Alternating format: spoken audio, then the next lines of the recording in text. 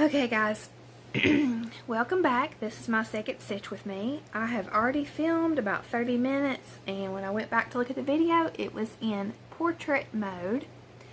And I have no idea what I'm doing wrong, because when I look at my phone, it's filming, it looks like it's filming. Let's see. I don't know. It looks like it's filming the way it's supposed to, and then when I go review it, it's in portrait mode. So I hope, I kind of messed around with it, and I hope I fixed it. So I was rambling on about all kinds of stuff, and I messed up. I had stitched here where there's supposed to be another bush, so I had to unpick all that. So now I am getting my floss to stitch that bush, little tree, whatever you want to call it. And the reason I hadn't stitched that was because these were all the same color, and this was a different color, and I thought, oh, I'll go back to it, but then I forgot. So let me load my floss up. And for this one, on the ends, I'm using my beeswax, and I'm just running the end through it like this. And that keeps it from shredding as bad, and I learned that from Holt's floss tube, and it definitely works. It helps it a lot. It helps it get from getting so fuzzy. So this bush starts 2 over and 3 down, so right here.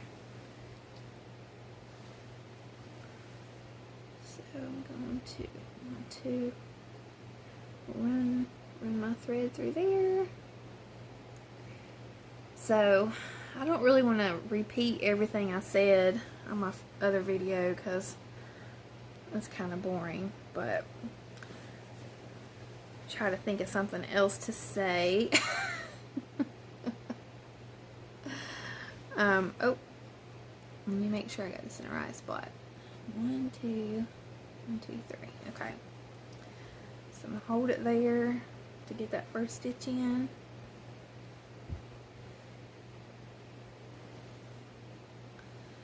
I went through my whips yesterday, and I started writing down what they were, and I have the 24 hours of cross stitch PDF planner, but I'm not using it. I bought it, and then I was like, I don't think I'm going to use this, but I printed out the whip pages to make sort of like my own cross stitch journal. So I'm just trying to go through my whips to write down what they are and what floss are in them, so that, because my main thing is forgetting what floss I have. And my newer whips, I try to separate, like I try to put some of the floss on the whip and the rest in my stash so that I can still use that DMC color. But on my older whips, I have thread that I'm not using, and if I get a new project, I don't want to go buy the DMC again. I'll just pull it from another project. So that'll make it easier for me to go back and forth and to just see what I have at a glance, because I am getting a lot more whips and I do forget what I have sometimes. So what I decided to do was just to do like a few a day until I get all of them recorded. Okay, now I'm going to flip this around. Let me look, make sure you guys can see it. So the last time I talked about when it rained inside our house. Oh, I gotta figure out how to talk and still count.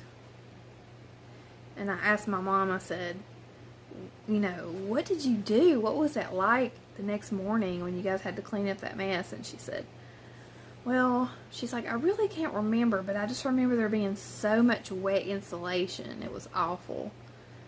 So, and I remember too as a child there being a lot of wet insulation.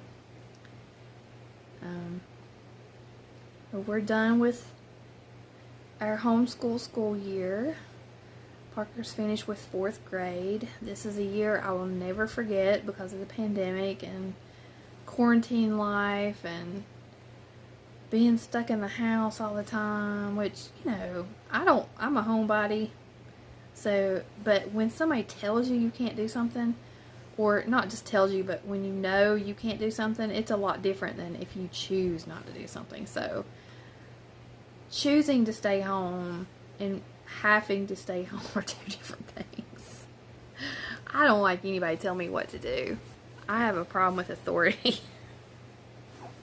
I do not like authority. So I have always been that way.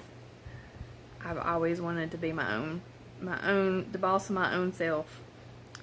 So I was good in school, I was a good student in school, but like secretly I just did not want anybody telling me what to do. So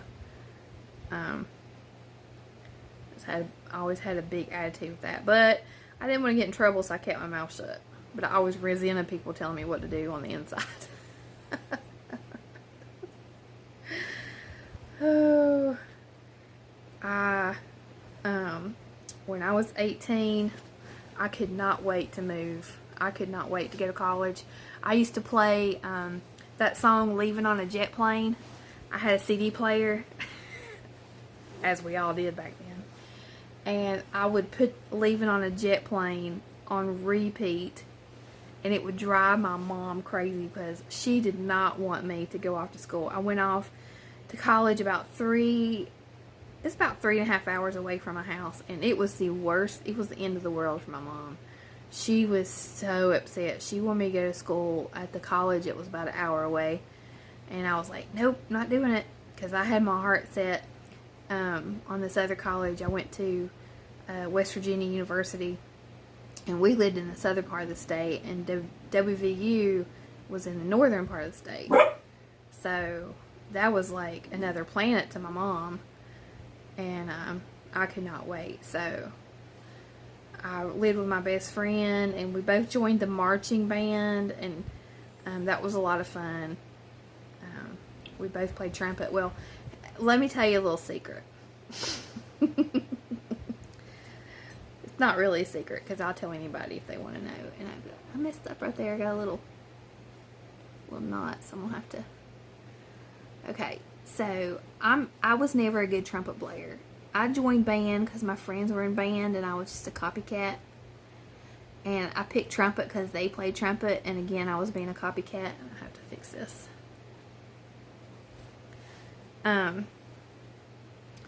So I was just a basic player. You know, I was always third chair, which meant like end of the line, and I could play basic songs and everything like that.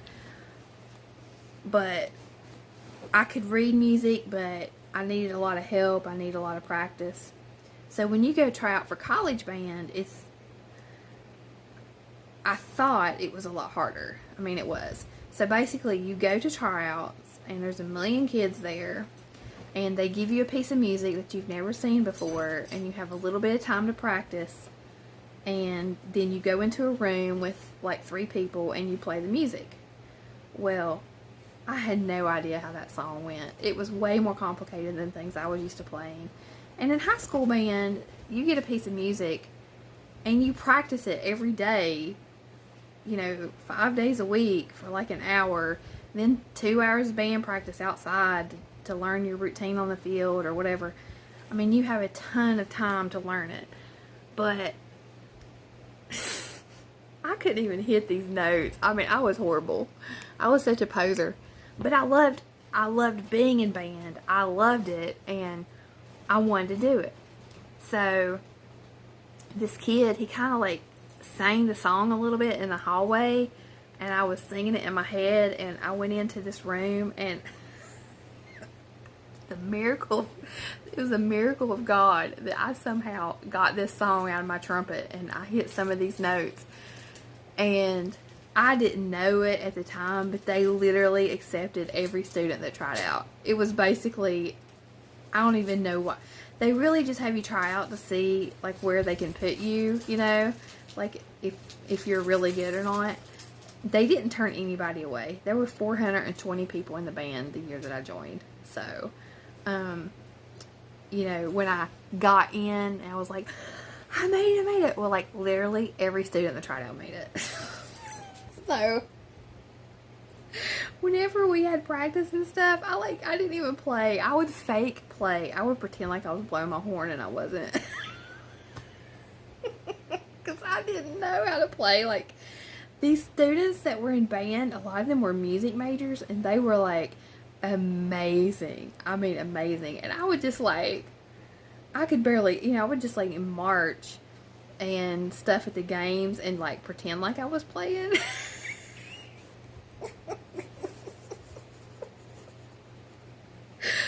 Oh, gosh. But I had so much fun. My first plane ride, first time I got on an airplane was because of band. We were going to a bowl game, so we had to fly to Arizona, and that was huge. I mean, they took the whole band, they put us in hotel rooms, and gave us per diem, which was money to eat off of. We went on some, like, tours. It was in Tucson. We did all kinds of stuff, and I had a blast. I mean, I was this country bumpkin, so getting to fly on a plane was, like, major. It was so much fun. And of course, my best friend was in band too. Now, she could play really well. She was like, she could do solos. I mean, she didn't do solos in our band, but, like, in high school band, she would do solos and stuff. She was very, very, very good. But not me. I was a poser. I was just there to have a good time. But, yeah, it was fun. Band was fun. I went to a couple different ball games with band. I remember one time, the first away game that we went to was at Virginia Tech. And they were so mean to us at Virginia Tech. They were throwing things at us.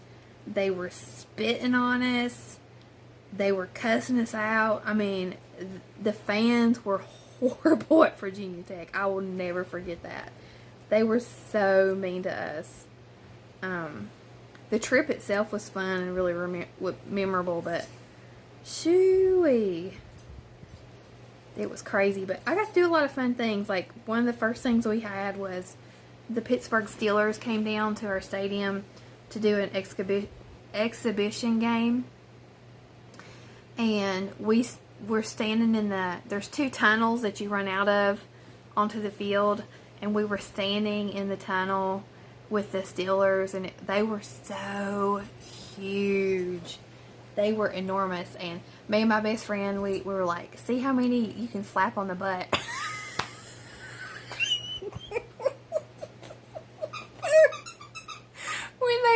when they took off running, we were like, boom, boom, boom, boom, boom.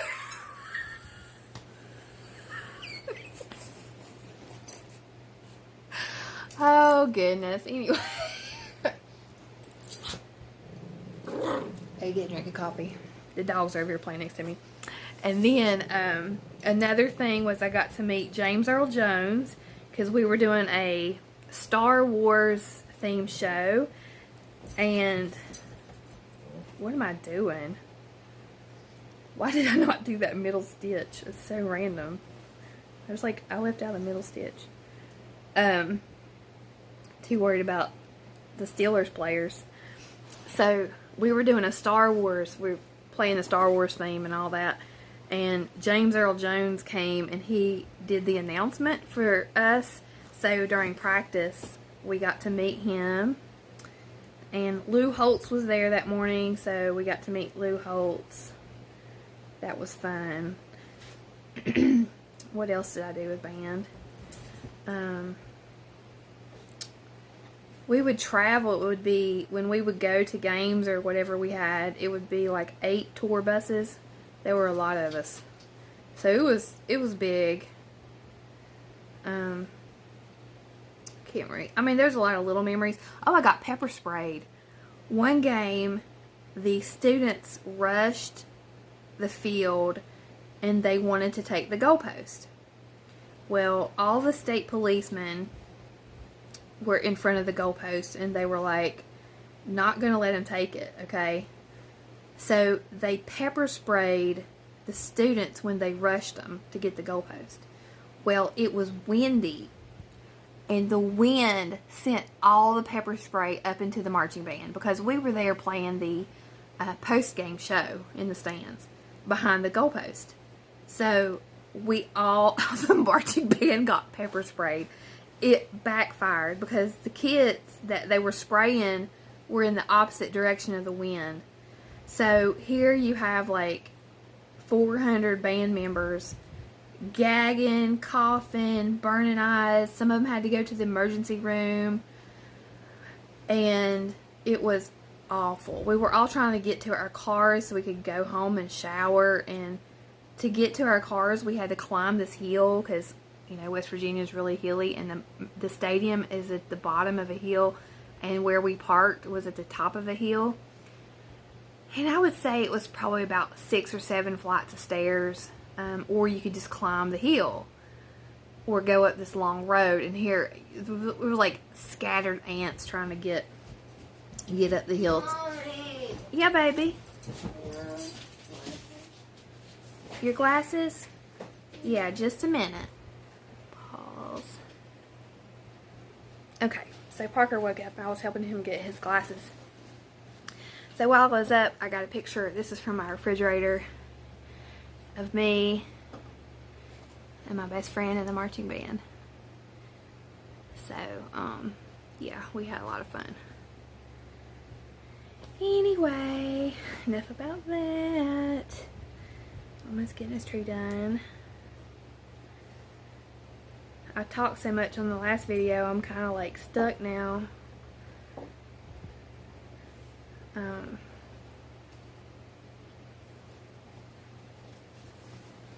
There we go. But, so, I did that my freshman year.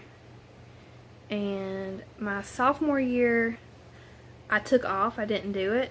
I wanted to just go, because being in band is basically a full-time job, because you have hours of practice every day of the week, and you give up your weekends for games. And if you don't have a game, a lot of times you have weekend practice. So I just wanted to do school without that, and also that way I could do like work study and stuff. So I took my sophomore year off, but I really miss my friends. So my junior year I went back, did it one more year, and I've lost my scissors. Don't know where my scissors are. They're gone. So I can't cut that. Okay. I'm gonna have to, that's where I cut, so I've made a mistake. It's a little fuzzy. I don't know if you can see that.